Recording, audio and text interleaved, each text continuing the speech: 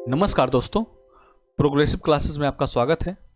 इस वीडियो में हम घटना चक्र करंट अफेयर्स जो कि 1 मई 2022 से 15 अप्रैल 2023 तक का है, उसके अंतर्गत राष्ट्रीय परिदृश्य यानी नेशनल करंट से रिलेटेड टॉप एमसीक्यूज़ को डिटेल के साथ करेंगे, जो आने वाले एग्ज़ाम के लिए इम्पॉर्टेंट होगा। आपको इस तरह का डिस्कशन किसी और चैनल पर नहीं मिलेगा, इसलिए आप हमारे चैनल को सब्सक्राइब कर लें तथा बेल आइकन को दबा लें ताकि नोटिफिकेशन आपके पास सबसे पहले पहुंचे। साथ ही दोस्तों के साथ शेयर कर लें। स्टार्ट करते हैं। पहला क्वेश्चन है, आम आदमी पार्टी को राष्ट्रीय दल का दर्जा मिलने के उपरांत वर्तमान में कुल कितनी राष्ट्रीय पार्टियां हो गई है? तो वर्तमान में कुल नेशनल पार्टी की जो संख्या हो गई है वो 6 हो गई है। नेशनल पार्टी बनने के लिए कुछ क्राइटेरिया होते हैं, उसको पहले देख लेते हैं। पहला जो क्राइटेरिया होता है, लोकसभा या विधानसभा के किसी आम चुनाव में संबंधित राजनीतिक पार्टी को न्यूनतम किसी 4 राज्यों में से प्रत्येक राज्य में कुल वैलिड वोट का मतलब मिनिमम 6% वोट प्राप्त होना चाहिए और उसे लोकसभा में कम से कम 4 सीटें जीती होनी चाहिए। तो पहला क्राइटेरिया ये हो गया। दूसरा जो क्राइटेरिया है, लोकसभा में पिछले आम चुनाव में कुल सीटों का कम से कम 2% सीट जीता होना चाहिए, तब उसे राष्ट्रीय दल का दर्जा मिलेगा। और तीसरा जो क्राइटेरिया है वो है संबंधित राजनीतिक पार्टी को 4 या 4 से अधिक राज्यों में राज्य स्तरीय पार्टी का के रूप में उसे मान्यता प्राप्त होनी चाहिए। तो ये जो है 3 क्राइटेरिया से ही वो नेशनल पार्टी का दर्जा उन्हें प्राप्त होता है। तो अभी देख लेते हैं करंट में क्या था न्यूज इसका। तो करंट में जो है न्यूज है, ऑल इंडिया तृणमूल कांग्रेस यानी AITMC, CPI और NCP को नेशनल पार्टी से हटा दिया गया है और आम आदमी पार्टी को इसमें ऐड कर दिया गया है। इस तरह टोटल जो हो गए हैं 6 हो गए हैं। उन पार्टियों को भी देख लेते हैं अभी जो कौन कौन से हैं नेशनल पार्टी। तो पहला जो नेशनल पार्टी देख लेते हैं INC है, यानी भारतीय राष्ट्रीय कांग्रेस। दूसरा है BJP, भारतीय जनता पार्टी। तीसरा जो है BSP यानी बहुजन समाज पार्टी। चौथा जो है भारतीय कम्युनिस्ट पार्टी मार्क्सवादी यानी CPIM है। और पांचवा जो है NPP, जिसे नेशनल पीपुल्स पार्टी कहते हैं। और NPP जो है नॉर्थ ईस्ट का सबसे पहला पार्टी बना है जो कि नेशनल पार्टी बना है, और सबसे लास्ट में जो बना है आम आदमी पार्टी यानी आप। तो इस तरह जो है टोटल 6 अभी नेशनल पार्टी हैं। नेक्स्ट क्वेश्चन पे मूव करते हैं। वाइब्रेंट विलेज प्रोग्राम को गृह मंत्री श्री अमित शाह ने किस राज्य से लॉन्च किया? तो वाइब्रेंट विलेज प्रोग्राम जो है वो अरुणाचल प्रदेश से लॉन्च किया गया है अमित शाह द्वारा।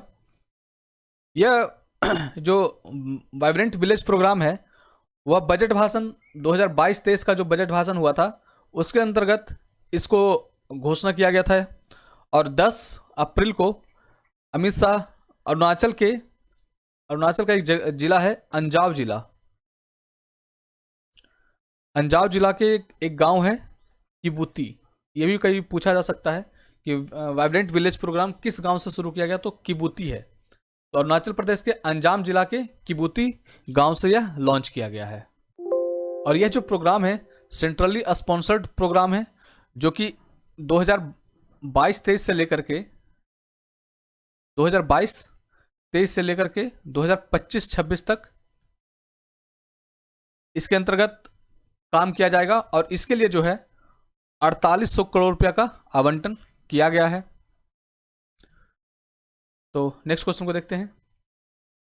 हाल ही में उत्तर पूर्व में के किन 3 राज्यों में विधानसभा का चुनाव संपन्न हुआ? तो इसमें जो है मेघालय, नागालैंड और त्रिपुरा का जो है चुनाव संपन्न हुआ था।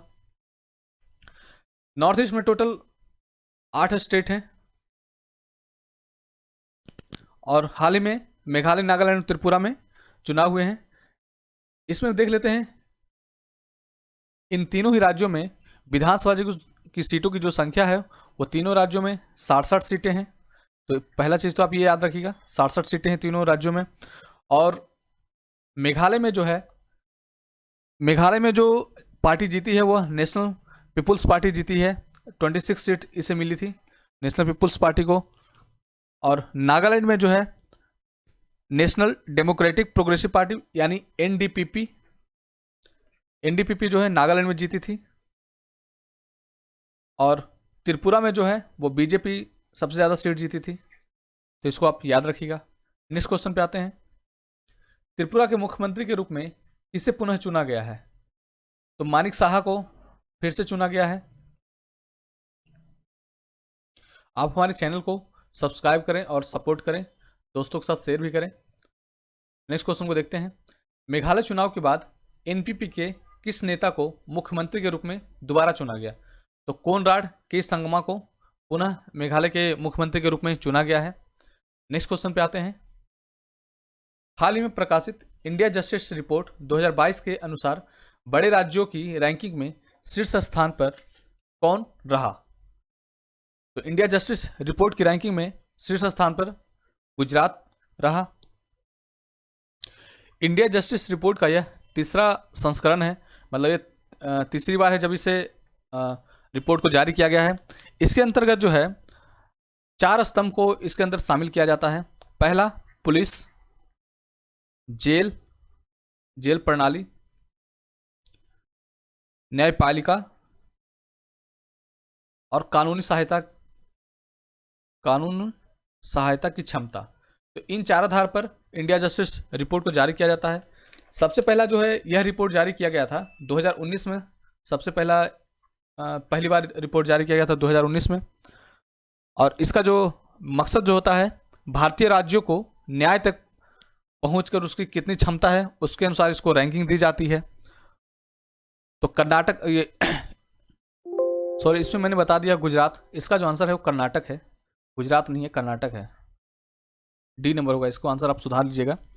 और कर्नाटक का जो है वो पुलिस के मामले में इसको सेकंड रैंकिंग मिला था, जेल प्रणाली में भी सेकंड मिला था, न्यायपालिका में सेकंड मिला था और कानून सहायता में सेकंड मिला था। और आईजीआर रैंकिंग जो होता है, टोटल ओवरऑल जो मिला था, वो कर्नाटक को फर्स्ट रैंक प्राप्त हुआ था। नेक्स्ट क्वेश्चन को देखते हैं। हाल ही में प्रकाशित इंडिया जस्टिस रिपोर्ट 2022 के अनुसार बड़े राज्यों की रैंकिंग में अंतिम स्थान पर कौन सा राज्य रहा? तो अंतिम स्थान पर जो रहा है वह उत्तर प्रदेश रहा है। और उत्तर प्रदेश की जो रैंकिंग थी वो 18 रैंकिंग थी।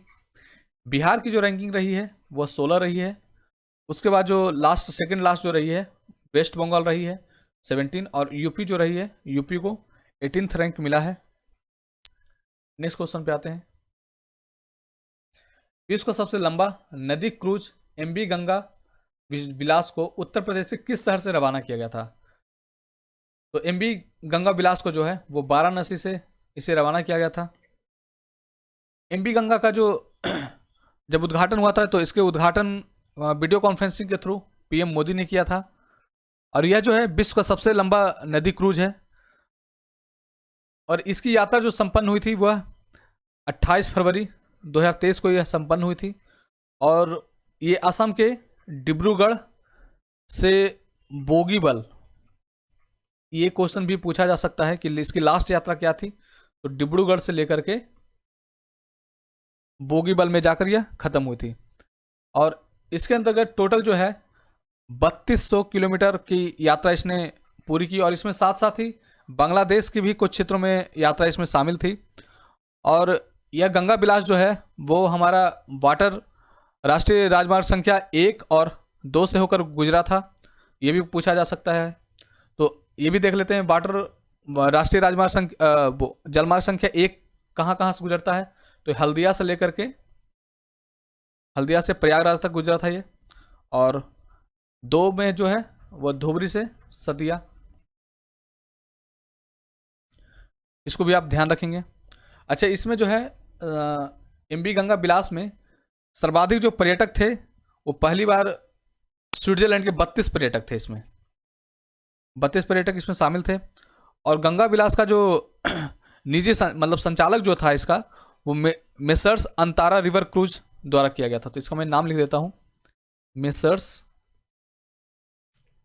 Antara river cruise. तो इसके द्वारा यह संचालित किया गया था। और एमबी विलास का जो लंबाई था वो 62.5 मीटर की इसकी टोटल लंबाई थी। तो इन सबको भी देखिएगा आप। नेक्स्ट क्वेश्चन पे आते हैं। हाल ही में चर्चा में रहा टेंट सिटी किस शहर में अवस्थित है? तो टेंट सिटी जो है वह वाराणसी में अवस्थित है। बी नंबर हो जाएगा आंसर। जब एमबी गंगा बिलास क्रूज का जब उद्घाटन हो रहा था उसी टाइम पीएम मोदी ने वाराणसी से ही टेंट सिटी का भी उद्घाटन किया था। टेंट सिटी का जो निर्माण है वह प्राइवेट पार्टनरशिप, प्राइवेट और सरकारी दोनों भागीदारी से इसको विकसित किया जा रहा है। नेक्स्ट क्वेश्चन को देखते हैं। क्षेत्रीय भाषा में निर्णय देने वाला पहला उच्च न्यायालय कौन बन गया है? तो यह जो बन गया है केरला बन गया है। सी नंबर हो जाएगा इसका आंसर सही। भारतीय अनुसूची में के 8वीं अनुसूची में 22 क्षेत्रीय भाषाओं का जिक्र किया गया है। उसी क्षेत्रीय भाषाओं में मलयालम जो कि केरला की क्षेत्रीय भाषा है, उसमें जो है मलयालम में निर्णय देने वाला पहला राज्य बन गया है केरला। नेक्स्ट क्वेश्चन को देखते हैं। केंद्रीय सतर्कता आयोग और केंद्रीय जांच ब्यूरो प्रमुख के पश्चात किस संस्था के सदस्यों की नियुक्ति पीएम, विपक्ष के नेता और सर्वोच्च न्यायाधीश की संस्तुति पर के आधार पर होगा? तो चुनाव आयुक्त के जो हेड होंगे उनकी नियुक्ति जो होगी वह पीएम, विपक्ष के नेता और सर्वोच्च न्यायालय के न्यायाधीश के आधार पर होगी। इससे पहले केंद्रीय सतर्कता आयोग और केंद्रीय जांच ब्यूरो के प्रमुख का भी नियुक्ति पीएम, विपक्ष के नेता और सर्वोच्च न्यायालय के मुख्य न्यायाधीश द्वारा किया जाता था। नेक्स्ट क्वेश्चन को देखते हैं। हाल ही में जारी annual status of education report यानी ASER के मुताबिक 6 से 14 वर्ष के बच्चों का नामांकन दर 2022 में बढ़कर कितना हो गया है? तो इसका जो बढ़कर हो गया है 98% बढ़कर हो गया है।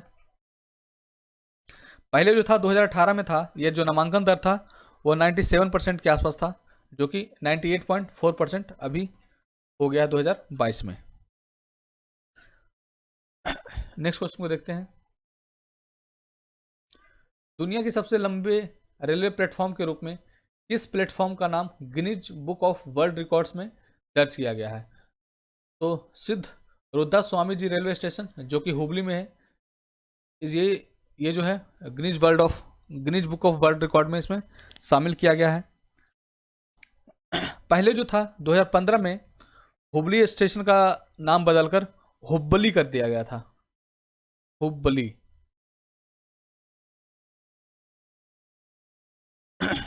और ये जो है सिद्ध रुद्धा स्वामी जी रेलवे स्टेशन जो है, इसकी जो लंबाई है वो 1507 मीटर है। इससे पहले जो सर्वाधिक लंबाई वाला प्लेटफॉर्म जो था वो गोरखपुर था। और ये जो सिद्ध रुद्धा स्वामी जी रेलवे स्टेशन हुबली जो है वह कर्नाटक में है, तो आप ये भी ध्यान रखेंगे। नेक्स्ट क्वेश्चन को देखते हैं। 5G तकनीक लागू करने वाला पहला आकांक्षी जिला कौन बन गया है? तो विदिशा बन गया है 5G तकनीक लागू करने वाला पहला आकांक्षी जिला। विदिशा जो है वह MP का एक जिला है। और आकांक्षी जिला कार्यक्रम के तहत कुल 112 जिलों को शामिल किया गया है, जिसमें से यूपी के 8 जिले शामिल हैं। नेक्स्ट क्वेश्चन को देखते हैं। हाल ही में केरल के किस जिले को भारत का पहला संविधान साक्षर जिला घोषित किया गया है? तो कोल्लम को घोषित किया गया है। इसे जो है पहला संविधान साक्षर जिला घोषित किया गया है। कोल्लम को जो यह अचीवमेंट प्राप्त हुई है वह कॉन्स्टिट्यूशन लिटरेसी कैंपेन चला था, जिसे संविधान साक्षरता अभियान बोलते हैं। उसके तहत इसे यह दिया गया। इस अभियान का जो उद्देश्य था जिले को संवैधानिक रूप से साक्षर बनाना था, जिसमें कि कोल्लम जो है प्रथम स्थान इसे प्राप्त हुआ है।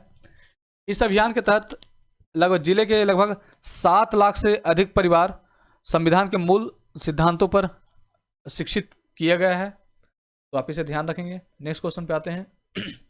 हाल ही में पीएम मोदी द्वारा राष्ट्रीय ग्रीन हाइड्रोजन मिशन को मंजूरी देने के दौरान किस वर्ष तक भारत को ऊर्जा स्वतंत्र राष्ट्र के रूप में रूपांतरित करने का लक्ष्य रखा है? तो यह जो है 2047 तक इसका लक्ष्य रखा गया है। साथ ही भारत ने 2070 तक नेट जीरो यानी शुद्ध शुद्ध शून्य कार्बन, मतलब कार्बन का जो है उत्सर्जन जीरो करना है 2070 तक। ये भी ध्यान रखेंगे। और इस मिशन के तहत, ये जो राष्ट्रीय ग्रीन हाइड्रोजन मिशन है, इसके तहत 2030 तक 125 गीगावाट जो रिन्यूएबल एनर्जी से प्राप्त करने का भी उद्देश्य इसमें रखा गया है। नेक्स्ट क्वेश्चन पे आते हैं। हाल ही में कौन सा जिला सभी जनजातीय लोगों को बुनियादी दस्तावेज प्रदान करने वाला पहला जिला बन गया है? तो यह जो है वायनाड बन गया है। सभी जनजातीय लोगों को बुनियादी दस्तावेज प्रदान करने वाला पहला जिला वायनाड बन गया है। वायनाड जो है वह केरला में है, और वायनाड से ही जो राहुल गांधी जो सांसद हैं वो वायनाड से ही है, राहुल गांधी। तो इसको भी आप देख लेंगे। अच्छा, इसके अंतर्गत आप देख लेते हैं ये जो जनजातीय बुनियादी दस्तावेज जो प्रदान किया गया है, तो इसके अंतर्गत बेनिफिट क्या क्या है? तो इसके अंतर्गत जो है आधार कार्ड, राशन कार्ड, जन्म मृत्यु प्रमाण पत्र, चुनाव पहचान पत्र, बैंक खाता और स्वास्थ्य बीमा इसमें शामिल किया गया है इन बुनियादी दस्तावेजों में। और इन दस्तावेजों को सारा को डिजिटल किया गया है, और डिजिटल का डिजी लॉकर जो चल रहा है, डिजी लॉकर के अंतर्गत इसे डिजिटल किया गया है। तो इसको आप ध्यान रखेंगे। नेक्स्ट क्वेश्चन पे आते हैं। भारत की सबसे लंबी एस्केप टनल का निर्माण किस राज्य केंद्र शासित प्रदेश में किया जा रहा है? तो यह जो निर्माण किया जा रहा है जम्मू कश्मीर में किया जा रहा है। यह भारत की सबसे लंबी एस्केप टनल है, और यह जो एस्केप टनल है वो घोड़े की नाल की तरह है। और ये इस एस्केप टनल की जो लंबाई है वो लगभग 12.8 मीटर के आसपास है। नेक्स्ट क्वेश्चन को देखते हैं। स्वयं का जलवायु परिवर्तन मिशन शुरू करने वाला देश का पहला राज्य कौन बन गया है? तो तमिलनाडु बन गया है। बी नंबर इसका आंसर हो जाएगा। नेक्स्ट क्वेश्चन को देखते हैं। देश का पहला पूर्ण पुस्तकालय निर्वाचन क्षेत्र कौन बन गया है? तो यह जो बन गया है धर्मदम बन गया है। धर्मदम जो है वो केरल के कन्नूर क्षेत्र में है, केरल के कन्नूर क्षेत्र में है। नेक्स्ट क्वेश्चन को देखते हैं। आंध्र प्रदेश के किस नगर निगम ने देश के सबसे बड़े तरल अपशिष्ट उपचार संयंत्र का उद्घाटन किया है? तो यह जो किया है तिरुपति नगर निगम। तिरुपति नगर निगम जो है वह है आंध्र प्रदेश में है, और इसमें जो है जो विधि का इसमें प्रयोग किया गया वो इंपॉर्टेंट है। फाइटोरिड टेक्नोलॉजी पर इसके आधार पर ही यह लिक्विड वेस्ट ट्रीटमेंट प्लांट का इसको उद्घाटन किया गया है। तो इसमें टेक्नोलॉजी का जो यूज हुआ ये हुआ है फाइटोरिड टेक्निक। और इस लिक्विड वेस्ट ट्रीटमेंट प्लांट को तिरुपति स्थित विनायक सागर झील जो है, वहाँ पे एक विनायक सागर झील है, विनायक सागर झील के जल को पुनः उपयोग के उद्देश्य से इसका स्थापना किया गया है। तो इसको आप ध्यान रखेंगे। विनायक सागर झील के जल के पुनः उपयोग के लिए इसका स्थापना किया गया है। नेक्स्ट क्वेश्चन पे आते हैं। एशिया का सबसे बड़ा सीवेज उपचार संयंत्र किस शहर में बनाया जा रहा है? तो यह जो है दिल्ली में बनाया जा रहा है, और इसका जो क्षमता होगा 564 मिलियन लीटर प्रतिदिन पर डे, 564 मिलियन लीटर प्रतिदिन इसके तहत उपचार किया जाएगा। और यह जो है ओखला सीवरेज जो है, और इसके तहत जो है ओखला सीवरेज का जो है योजना 3 के तहत इसका कार्य किया जा रहा है। नेक्स्ट क्वेश्चन को देखते हैं।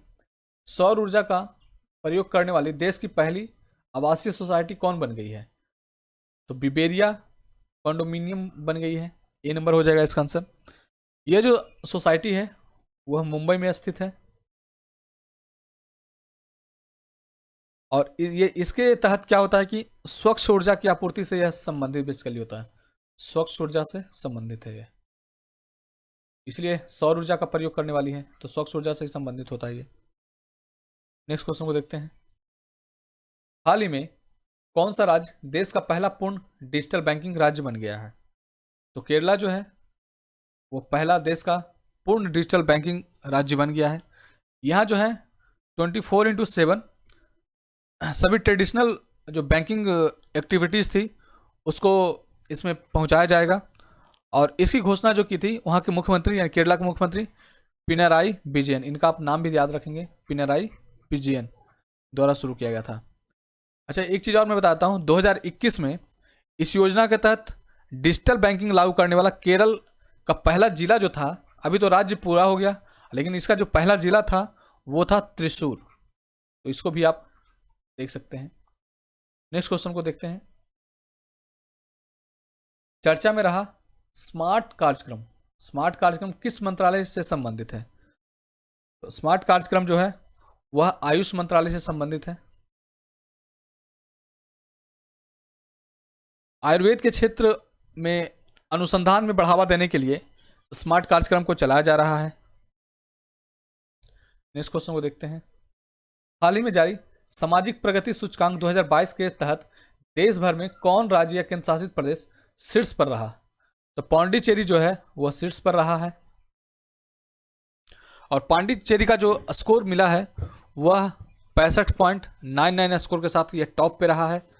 और सबसे लो पे जो रहा है, सबसे न्यूनतम जो रहा है वो झारखंड रहा है, और झारखंड का जो स्कोर था वह 43 था। तो लो सबसे नीचे में झारखंड था और टॉप पे पांडिचेरी था, तो बस इसको आप याद रखेंगे। नेक्स्ट क्वेश्चन पे आते हैं।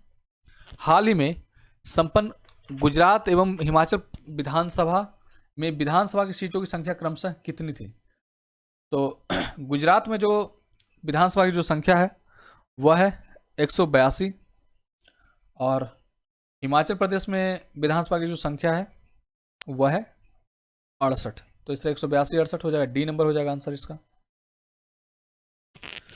और गुजरात के जो मुख्यमंत्री हैं वो भूपेंद्र पटेल को बनाया गया है। भूपेंद्र पटेल, उन्होंने शपथ लिया। अच्छा, एक चीज मैं इंटरेस्टिंग चीज बता रहा हूँ। हिमाचल प्रदेश की चर्चा हुई तो विश्व का सबसे ऊंचा मतदान स्टेशन जो है वो टशीगंग है। टशीगंग। और यहाँ जो है 100% इस विधानसभा में 100% जो है मतदान हुआ था इसमें, तो इसको आप याद रखेंगे। अच्छा, पार्टी वाइज देख लेते, ये तो बीजेपी, गुजरात में बीजेपी की सरकार बनी थी, और हिमाचल प्रदेश में जो है कांग्रेस की सरकार बनी थी, आईएनसी की सरकार बनी थी। नेक्स्ट क्वेश्चन को देखते हैं।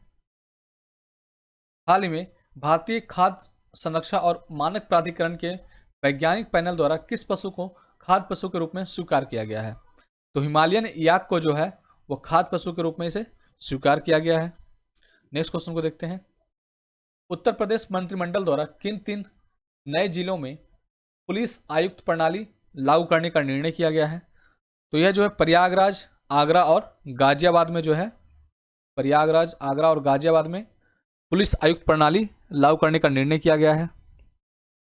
संविधान की 7वीं अनुसूची के अंतर्गत जो पुलिस का जो है वो पुलिस जो है वो राज्य सूची के अंतर्गत रखा गया है।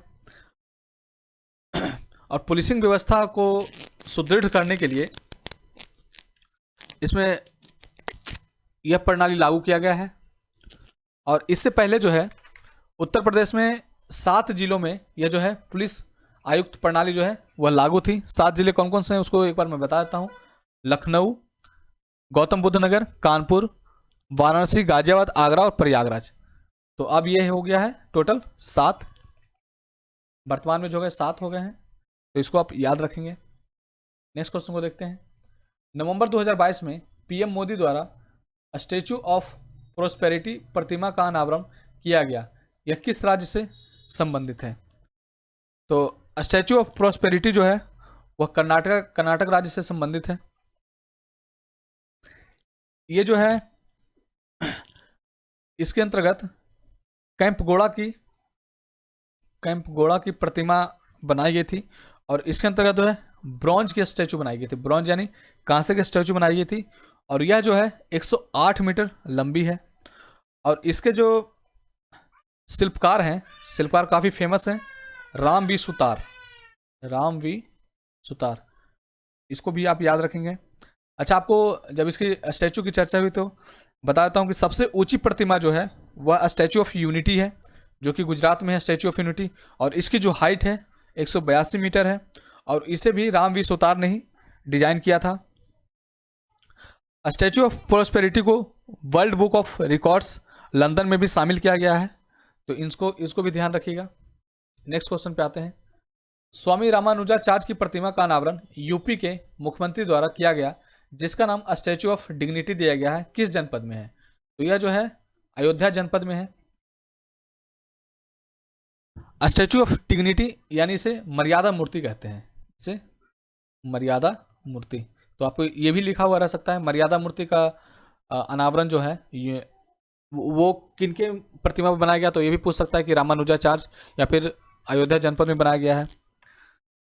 अच्छा, ये जो है रामानुजाचार्य की जो प्रतिमा है वह हैदराबाद में भी इनकी मूर्ति स्थापित है, जो कि 216 फीट की है, और उसी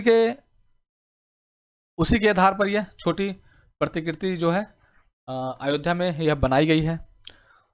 कुछ और भी देख लेते हैं। स्टैचू ऑफ पीस जो है वो जो है जम्मू कश्मीर में है, इसे आप याद रखेंगे। और स्टैचू ऑफ इक्वलिटी जो है वह रामानुजाचार्य की प्रतिमा है। चलिए नेक्स्ट क्वेश्चन पे आते हैं। हाल ही में FSSAI द्वारा उत्तर प्रदेश के किस रेलवे स्टेशन को राज्य का पहला ईट राइट रेलवे स्टेशन का प्रमाणन प्रदान किया गया? तो प्रयागराज रेलवे स्टेशन को यह प्रमाणन प्रदान किया गया है, तो ये नंबर आंसर हो जाएगा।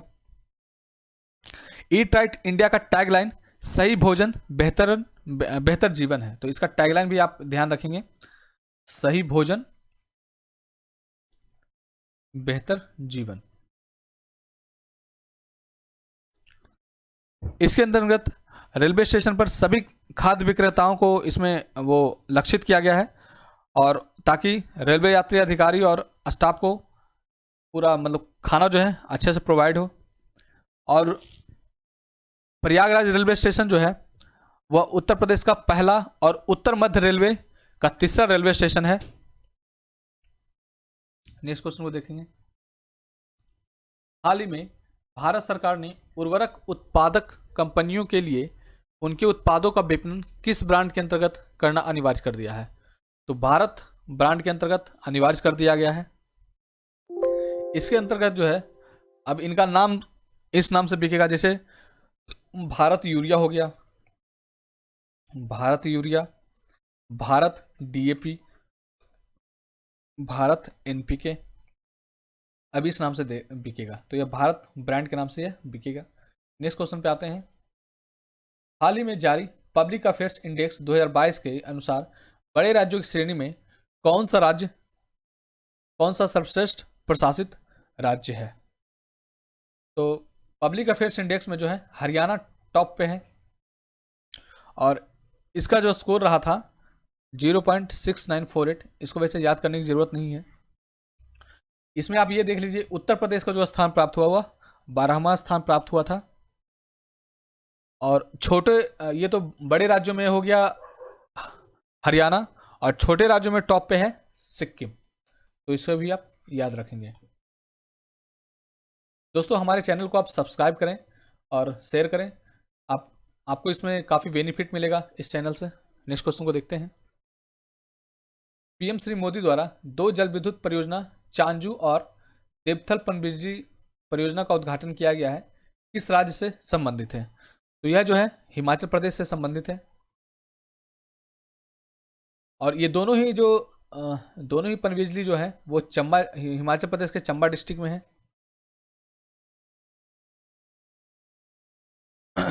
हम लोग देख लेते हैं कि भारत में जो है अभी टोटल कितना विद्युत क्षमता है। तो टोटल जो है 4,12,212 मेगावाट की जो है अभी क्षमता है टोटल, और यह जो है रिपोर्ट जो है वह मार्च 2023 का रिपोर्ट है। तो इसके अंदर टोटल जो है 4,12,212 मेगावाट हम लोग पास विद्युत क्षमता है। नेक्स्ट क्वेश्चन को देखते हैं। हिमाचल प्रदेश के किस जिले में हाल ही में बल्क ड्रग पार्क की आधारशिला PM मोदी द्वारा रखी गई है? तो हिमाचल प्रदेश के ऊना डिस्ट्रिक्ट में यह रखा गया है, तो ऊना हो जाएगा। पहले बल्क ड्रग पार्क की आधारशिला जो है गुजरात के भरूच जिले में रखा गया था, भरूच में। और इस तरह जो है बल्क ड्रग पार्कों में 3 राज्य इसमें शामिल हो गए हैं। हिमाचल प्रदेश हो गया, गुजरात हो गया और एक आंध्र प्रदेश। तो इन तीनों राज्यों में जो है बल्क ड्रग पार्क है अभी वर्तमान में। नेक्स्ट क्वेश्चन पे आते हैं। भारत का पहला 24x7 सौर ऊर्जा से संचालित गांव मोढेरा बन गया है, किस राज्य से संबंधित है? तो ये मोढेरा जो है वह गुजरात राज्य से संबंधित है और यह गुजरात के मेहसाना डिस्ट्रिक्ट में है। मेहसाना डिस्ट्रिक्ट में है यह गांव। यहाँ जो है एक सूर्य मंदिर स्थित है, सूर्य मंदिर स्थित है और यह जो है रुपेन नदी के किनारे है। ये भी कभी पूछा जा सकता है, यह रुपेन नदी के किनारे है। और इसका जो निर्माण किया था, इस मंदिर का जो निर्माण किया था चालुक्य वंश के भीम प्रथम ने इसका निर्माण किया था, भीम प्रथम। तो आप ये भी, इसको भी आप याद रख सकते हैं। नेक्स्ट क्वेश्चन पे आते हैं। 2 अक्टूबर 2022 को स्वच्छ भारत दिवस 2022 के अवसर पर स्वच्छता ही सेवा के तहत किस राज्य केंद्र शासित प्रदेश को शीर्ष स्थान मिला? तो स्वच्छता ही सेवा के तहत जो है कर्नाटक को पहले रैंक पे रखा गया है, शीर्ष स्थान मिला है इसे। और सेकंड स्थान पे जो है, सेकंड स्थान पे बिहार को रैंक प्राप्त हुआ है। तो ये भी पूछा जा सकता है। नेक्स्ट क्वेश्चन को देखते हैं। 2 अक्टूबर 2022 को जारी स्वच्छ सर्वेक्षण ग्रामीण है ये 2022 रिपोर्ट के मुताबिक राज्यों के शासित प्रदेशों में उत्तर प्रदेश को कौन सी रैंक प्राप्त हुई है? तो इसमें जो है उत्तर प्रदेश को 18वां रैंक प्राप्त हुआ है। सी नंबर हो जाएगा इसका आंसर। उत्तर प्रदेश को 18 रैंक प्राप्त हुआ है और इसमें जो है टोटल 33 राज्य और केंद्र शासित प्रदेश को इसमें शामिल किया गया है। और यह जो सर्वेक्षण है, यह सर्वेक्षण जो है पेयजल एवं स्वच्छता डिपार्टमेंट द्वारा पूरा किया गया है। नेक्स्ट क्वेश्चन पे आते हैं। स्वच्छ सर्वेक्षण 2022 के तहत किस शहर को दूसरा सबसे स्वच्छ शहर घोषित किया गया है? तो स्वच्छ सर्वेक्षण 2022 के तहत सेकंड जो स्वच्छ शहर है वो सूरत है। टॉप पे है, आपको पता ही होगा, टॉप पे इंदौर है और इंदौर जो है वह 6ठी बार जो है इसे टॉप रैंक प्राप्त हुआ है, 6ठी बार। पहला हो गया इंदौर, सेकंड हो गया सूरत और थर्ड पे जो है वह नवी मुंबई है। अच्छा, इस कुछ और मैं बता देता हूं। इंदौर जो है भारत का पहला 7 स्टार कचरा मुक्त शहर बन गया है। तो इसे आप ये ध्यान रखिएगा कि इंदौर जो है पहला 7 स्टार कचरा मुक्त शहर बन गया है। और 6 ऐसे शहर हैं जो कि 5 स्टार कचरा मुक्त शहर हैं। तो उनमें जो है सूरत है, भोपाल है, मैसूर है, नवी मुंबई है, विशाखापट्टनम है और तिरुपति है। तो इनको भी आप याद रखेंगे। अच्छा, तिरुपति जो कि आंध्र प्रदेश में है, इसको सफाई फ्रेंड सुरक्षा चुनौती में सर्वश्रेष्ठ शहर का पुरस्कार इसे दिया गया था। अच्छा, अगर एक क्वेश्चन पूछता हूं मैं आपसे कि सर्वश्रेष्ठ छावनी का जो पुरस्कार है, स्वच्छ छावनी का जो पुरस्कार है, उसे वह किसे दिया गया है? तो वह दिया गया है देवलाली छावनी को, देवलाली छावनी जो कि महाराष्ट्र में स्थित है। नेक्स्ट क्वेश्चन पे आते हैं। वर्ष 2021 के दौरान निम्नलिखित में से किस देश के सर्वाधिक पर्यटक का भारत में आगमन हुआ? तो यूएसए के सर्वाधिक पर्यटक भारत में आए हैं 2021 के दौरान। 2020 की तुलना में 2021 में 10.6% की वृद्धि हुई पर्यटकों में, क्योंकि उस टाइम कोविड था 2020 में। तो 2021 के दौरान जो है 10.6% की वृद्धि हुई है। टोटल जो है भारत में 2021 में है 70 लाख लोग, 70 लाख अंतर्राष्ट्रीय पर्यटक आए, इंटरनेशनल टूरिस्ट आए हैं, 70 लाख आए हैं। और सेकंड नंबर पे जो है, फर्स्ट पे तो यूएसए हो गया और सेकंड नंबर पे जो इंडिया में पर्यटक आने वाले जो है वो बांग्लादेशी हैं। नेक्स्ट क्वेश्चन को देखते हैं। वर्ष 2021 के दौरान भारतीय नागरिक किस देश में सर्वाधिक गए? तो इंडिया से विदेश जाने वाले जो नागरिक थे वो सर्वाधिक गए हैं यूएई में, संयुक्त अरब अमीरात में। और ये जो है लगभग 42% के आसपास भारतीय जो है यहाँ गए हैं। नेक्स्ट क्वेश्चन को देखते हैं। किस राज्य में विदेशी पर्यटक के आगमनों का प्रतिशत सर्वाधिक रहा। तो ये पूछ रहा है कि किस राज्य में विदेशी पर्यटक जो है परसेंटेज वाइज सर्वाधिक रहे। तो पंजाब में रहे हैं, पंजाब में आए हैं सबसे ज़्यादा। पंजाब में जो है लगभग 30% पर्यटक जो है वो पंजाब में आए थे, विदेशी पर्यटक। नेक्स्ट क्वेश्चन पे आते हैं। नमस्ते योजना, नमस्ते योजना किन दो मंत्रालयों की संयुक्त पहल है। तो यह जो है सामाजिक न्याय एवं अधिकारिता मंत्रालय और आवासीय एवं शहरी कार्य मंत्रालय, इन दोनों की यह संयुक्त पहल है। नमस्ते का जो फुल फॉर्म होता है मैं लिख देता हूं। नमस्ते, नमस्ते का मतलब है national action for mechanised, national action for mechanised sanitation ecosystem. तो इसका फुल फॉर्म ये है। और नमस्ते योजना को है करंट में 500 शहरों में इसको इस पहल को लागू किया जा रहा है। नेक्स्ट क्वेश्चन को देखते हैं।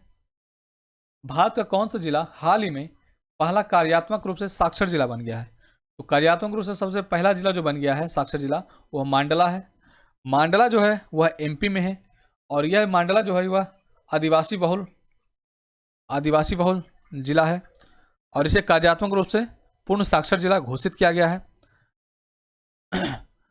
मांडला में 2011 की जनसंख्या के अनुसार साक्षरता दर जो थी वो 66% थी। वर्तमान में जो भारत की 2011 के जनगणना के अनुसार, क्योंकि अभी दूसरा रिलीज अभी नहीं हुआ है 2021 वाला, तो 2011 के अनुसार भारत की जो साक्षरता दर है वह 73% है और इसमें पुरुष साक्षरता जो है वह है 80.9% और स्त्री साक्षरता जो है वह 64.6% है। इन सबको भी आप याद रखेंगे। नेक्स्ट क्वेश्चन पे आते हैं। स्माइल 75 योजना किस मंत्रालय से संबंधित योजना है। तो स्माइल 75 जो है सामाजिक न्याय एवं अधिकारिता मंत्रालय से संबंधित यह योजना है। तो ए नंबर सही हो जाएगा। 75 स्कीम को नई दिल्ली से लॉन्च किया गया था और केंद्र सरकार इस योजना का मंत्रालय है और इसके अंतर्गत जो है भिक्षावृत्ति में संलग्न व्यक्ति को पुनर्वास की योजना इसके तहत की गई है और इसमें 75 नगर निगमों की इसके तहत पहचान की गई है और भिक्षावृत्ति को बेसिकली इसमें ख़त्म करना है, टारगेट्स का यही है। अच्छा, भिक्षावृत्ति की बात आई है तो सर्वाधिक जो भिक्षावृत्ति जो में संलग्न जो व्यक्ति हैं वो पश्चिम बंगाल में है, वेस्ट बंगाल में। नेक्स्ट क्वेश्चन को देखते हैं। हाल ही में केंद्रीय विश्वविद्यालय संशोधन विधेयक 2022 के अधिनियम के तहत राष्ट्रीय रेल और परिवहन संस्थान बड़ोदरा को इसमें परिवर्तित कर दिया गया है। तो इसका जो नाम आप कर दिया गया है वो गति शक्ति विश्वविद्यालय हो गया है। तो ऑप्शन नंबर बी हो जाएगा। नेक्स्ट क्वेश्चन को देखते हैं। 11 अगस्त 2022 को जगदीप धनखड़ भारत के किस नंबर के उपराष्ट्रपति की शपथ ली। तो वे 14वें उपराष्ट्रपति के रूप में इन्होंने शपथ लिया और उपराष्ट्रपति ये जो उम्मीदवार थे जगदीप धनखड़, ये जो थे एनडीए मतलब कि राष्ट्रीय राजग गठबंधन के थे उम्मीदवार और इनके जो अपोजिट में थे विपक्ष में जो थे वो कांग्रेस के थे, कांग्रेस के मार्गरेट अल्वा, इसको भी आप ध्यान रखेंगे। जगदीप धनखड़ जो थे हैं वो हैं राजस्थान राज्य से हैं और यह झुंझुनू जिले से हैं। नेक्स्ट क्वेश्चन पे आते हैं। भारत का कौन सा जिला पहला हर घर जल प्रमाणित जिला बन गया है। तो यह जो है बुरहानपुर जिला बन गया है। बुरहानपुर जो है वह मध्य प्रदेश का एक जिला है। 11 अप्रैल 2023 तक का रिपोर्ट आया है, उसके तहत 68 जिले जो हैं हर घर जल प्रमाणित जिले घोषित किए जा चुके हैं। नेक्स्ट क्वेश्चन को देखते हैं। 18 अगस्त 2022 को कौन सा राज्य हर घर जल प्रमाणित राज्य घोषित किया गया है। तो यह जो है गोवा घोषित किया गया है। इसके साथ ही दादर एवं नगर हवेली तथा दमन एवं दीव को पहला हर घर जल प्रमाणित केंद्र शासित प्रदेश घोषित किया गया है। नेक्स्ट क्वेश्चन को देखते हैं। भारत नवाचार सूचकांक 2021 के अनुसार बड़े राज्यों में कौन सा राज्य शीर्ष पर रहा? तो कर्नाटक जो है वह शीर्ष पर रहा। भारत नवाचार सूचकांक जो है वह नीति आयोग द्वारा यह जारी किया जाता है, और यह जो है, यह जो रिपोर्ट है 2021 वाली, यह तीसरी रिपोर्ट है। इस सूचकांक में 28 राज्यों और 8 केंद्र शासित प्रदेश को शामिल किया गया है, और इस रिपोर्ट को जो तैयार किया है वह इंस्टीट्यूट फॉर कॉम्पिटिटिवनेस द्वारा, यह जो कि गुरुग्राम में यह स्थित संस्था है, इसके द्वारा यह जारी इसमें शामिल किया गया है। और कर्नाटक जो है टॉप पे रहा। इसका जो स्कोर था कर्नाटक का वो 18.01 स्कोर के साथ यह टॉप पे रहा, और छत्तीसगढ़ जो है वो 17वें स्थान पे रहा। नेक्स्ट क्वेश्चन को देखते हैं। बुंदेलखंड एक्सप्रेसवे का उद्घाटन पीएम मोदी ने उत्तर प्रदेश के किस जिले से किया? तो बुंदेलखंड एक्सप्रेस का जो उद्घाटन किया गया था मोदी द्वारा, वो किया गया था जालौन जिले से। बुंदेलखंड जो क्षेत्र है उसके अंतर्गत पहले देख लेते हैं कौन कौन से जिले आते हैं। तो इसके अंतर्गत चित्रकूट आता है, बांदा, हमीरपुर, जालौन, ये सब जो है बुंदेलखंड क्षेत्र में आते हैं, और ये सब जो जिले हैं आर्थिक रूप से कम डेवलप्ड हैं। नेक्स्ट क्वेश्चन को देखते हैं। NIRF के अंतर्गत देश में उच्च शिक्षण संस्थानों की इंडिया रैंकिंग 2022 में कौन सा संस्थान शीर्ष पर रहा? तो IIT मद्रास जो है वह टॉप पे रहा है, और यूपी में IIT कानपुर जो है वह टॉप पे रहा है। नेक्स्ट क्वेश्चन को देखते हैं। राष्ट्रीय खाद्य सुरक्षा अधिनियम यानी NFSA के लिए राज्य रैंकिंग सूचकांक के अनुसार शीर्ष रैंक किसे प्राप्त हुआ? तो यह जो है उड़ीसा को प्राप्त हुआ। उड़ीसा जो है, इसका जो स्कोर था वह 0.836 था इसका स्कोर के साथ ये टॉप पे रहा, और यह जो है यह सूचकांक पहली बार ही यह जारी की गई है। नेक्स्ट क्वेश्चन को देखते हैं। 16वें राष्ट्रपतीय चुनाव में द्रौपदी मुर्मू के विरुद्ध उम्मीदवार कौन थे? तो यशवंत सिन्हा जो थे वो राष्ट्रपति चुनाव में द्रौपदी मुर्मू के विरुद्ध में वो उम्मीदवार थे, और यशवंत सिन्हा जो थे वो पूर्व वित्त मंत्री भी रह चुके हैं, पूर्व केंद्रीय वित्त मंत्री। द्रौपदी मुर्मू की चर्चा हुई, बात हुई, तो इसमें इनका डिटेल कुछ देख लेते हैं।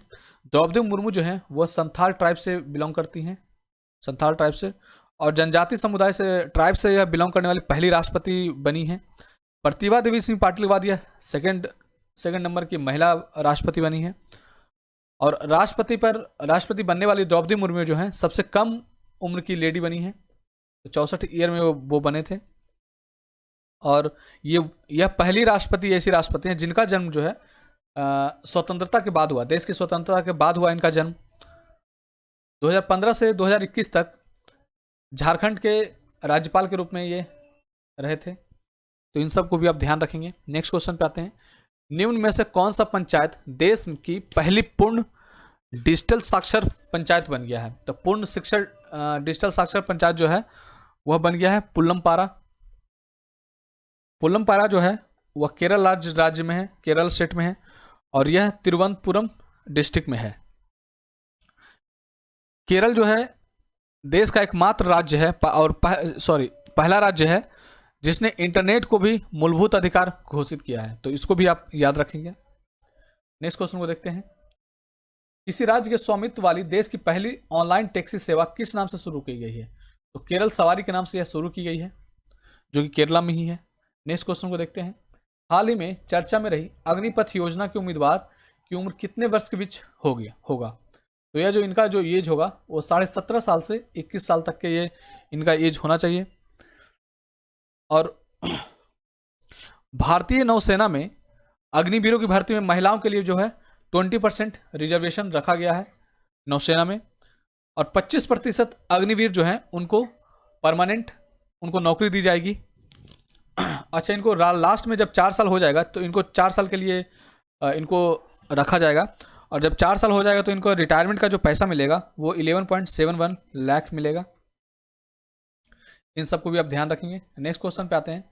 भारतीय रेलवे द्वारा किस योजना के तहत भारत की पहली निजी ट्रेन सेवा की शुरुआत की गई है? तो भारत गौरव है, इसका आंसर हो जाएगा ए नंबर, भारत गौरव। भारत गौरव ट्रेन की पहली सेवा जो है वो कोयम्बटूर नॉर्थ से लेकर के साईनगर शिरडी तक यह शुरू किया गया था। दक्षिण रेलवे भारत गौरव योजना के तहत पंजीकृत सेवा प्रदाता पहला रेलवे जोन बन गया है। तो पहला रेलवे जोन कौन बन गया है? दक्षिणी रेलवे। इसको भी आप याद रखेंगे। नेक्स्ट क्वेश्चन पे मूव करते हैं। राज्य खाद्य सुरक्षा सूचकांक 2021-22 के अनुसार बड़े राज्यों में कौन सा राज्य शीर्ष पर रहा? तो तमिलनाडु जो है वह शीर्ष पर रहा है। और यह जो रिपोर्ट जारी किया गया, यह चौथा रिपोर्ट यह जारी किया गया, चौथा सूचकांक है, चौथा संस्करण है। और इसके तहत जो है पांच मानकों को इसके तहत रखा गया है। नेक्स्ट क्वेश्चन को देखते हैं। राष्ट्रीय वायु खेल नीति 2022 के तहत किस वर्ष तक वायु खेल के संदर्भ में भारत को विश्व के शीर्ष देशों में शामिल करने का खाका तैयार किया गया है? तो यह जो है वर्ष 2030 तक इसका टारगेट रखा गया है। आपको राष्ट्रीय वायु नीति से ही लग रहा होगा कि इसमें हवा के माध्यम से जुड़ी हुई जितनी भी खेल प्रतियोगिता हैं उससे संबंधित है। और इसके अंतर्गत जो है पैराग्लाइडिंग, एयर रेसिंग, एरोबेटिक्स और स्काई डाइविंग जैसे खेल इसमें शामिल किए गए हैं। नेक्स्ट क्वेश्चन को देखते हैं। विश्व पर्यावरण दिवस के अवसर पर सिक्किम की राज्य तितली के रूप में किसे घोषित किया गया है? तो ब्लू ड्यूक को घोषित किया गया है। विश्व पर्यावरण दिवस जो है वह 5 जून को हर एक वर्ष मनाया जाता है। और इसमें जो है सिक्किम के जनता द्वारा इसमें जनमत संग्रह करवाया गया था और इसके लिए 2 तितली को रखा गया था, 2 प्रजाति को। एक था ब्लू ड्यूक और एक था कृष्णा पीकॉक था। तो ब्लू ड्यूक को जो है 57% लोगों ने वोटिंग किया और इस तरह जो है ब्लू ड्यूक सिक्किम का राज्य तितली के रूप में बन गया। और यह जो है हिमालयन ब्लू ड्यूक जो है वह पर्यावरण संरक्षण जो 1972 है, वन्यजीव संरक्षण अधिनियम, उसके अनुसूची 2 में इसको रखा गया है। कुछ और भी राज्य तितली हैं उनको देख लेते हैं। जैसे केरला का जो राज्य तितली है मालाबार बैंडेड पिकॉक है। अरुणाचल प्रदेश का जो है वो कैसर हिंद है, हाल ही में दिया गया था कैसर हिंद राज्य तितली है अरुणाचल प्रदेश की। और गोवा की जो राज्य तितली है वो मालाबार ट्री निम्फ। तो इसको भी आप याद रखेंगे। नेक्स्ट क्वेश्चन पे आते हैं। भारत का कौन सा पहला हवाई अड्डा है जो पूर्णतः जल विद्युत एवं सौर ऊर्जा द्वारा संचालित होता है? तो वह जो है इंदिरा गांधी अंतर्राष्ट्रीय हवाई अड्डा जो कि नई दिल्ली में है। यह जो है यह पूर्णतः जल विद्युत और सौर ऊर्जा से संचालित यह है। नेक्स्ट क्वेश्चन को देखते हैं। विश्व का पहला हवाई अड्डा जो पूर्ण रूप से सौर ऊर्जा से संचालित है, तो सौर ऊर्जा से जो संचालित हवाई अड्डा है वह है कोचीन। नेक्स्ट क्वेश्चन देखते हैं और ये आज का लास्ट क्वेश्चन है। नामसाई घोषणा पत्र किन 2 राज्यों के बीच सीमा विवाद के समाधान से संबंधित है? तो यह जो है सीमा विवाद है असम और अरुणाचल प्रदेश राज्यों के सीमा विवाद से संबंधित है। लंबे समय से इन दोनों राज्यों के बीच गांव को लेकर गांव के विवाद से संबंधित इसमें निपटारा इसमें किया गया है। इसके तहत नामसाई घोषणा पत्र, और नामसाई जो है वह अरुणाचल प्रदेश में स्थित एक जगह है। तो धन्यवाद दोस्तों, आप हमारे चैनल को सब्सक्राइब करें और दोस्तों के साथ शेयर करें। धन्यवाद।